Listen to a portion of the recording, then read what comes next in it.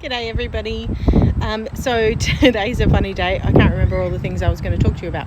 However, I can remember one of them. One of them is the idea of birth debriefing. So sometimes you'll get to the end of your experience and you've got a lot of questions, and you might have those questions for your caregiver. So most caregivers will provide some sort of debrief afterwards where you can find out about what happened at your birth and the different things. And sometimes you will have received your medical chart already and you might have questions about what's actually on that and what does this mean, what does that mean? Or you might question, this says failure to progress. Well, talk to me about that. Tell me what that actually means. And that's really great.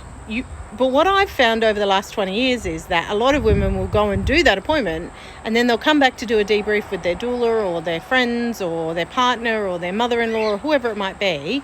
They'll do this debrief and they won't actually know the answer to the questions that they had. So they will have gone and done this but not actually walked away with any great understanding. That's a real shame, and that means that your questions were never really truly answered. And sometimes your care provider won't answer your question on purpose. So here's my red hot tip.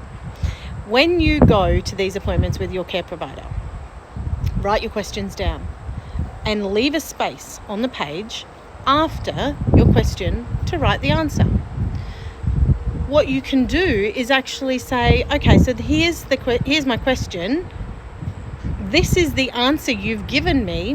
What I don't understand is this. What I need more information on is this, and so on. The idea being that when you walk out of that appointment, you should know exactly the answer to that question. You should, in your soul, feel like you've had your question answered, and you should be able to articulate to another party who wasn't in that room the answer to your question.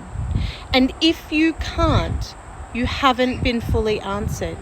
And look, this actually happens a lot during pregnancy as well, where we actually get to our obstetric appointment or our midwife appointment and we have a question and we ask the question, then we walk away and we come back and we're actually not able to articulate the answer to a third party.